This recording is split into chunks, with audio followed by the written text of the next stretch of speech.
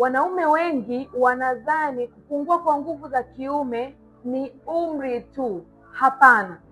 Lakini hii sababu ya kupungua kwa nguvu za kiume mara nyingi inasababishwa na mtindo mbaya wa maisha.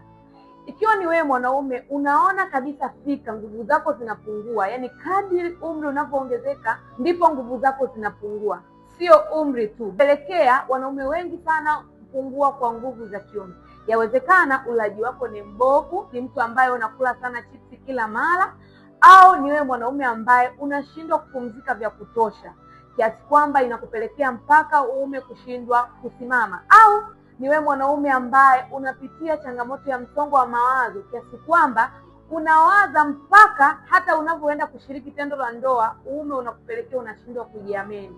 Basi fahamu ya kwamba mwanaume sio umri tu, bali hata mtindo mbaya wa maisha ndio unakufanya mwanaume nguvu zako zinapungua.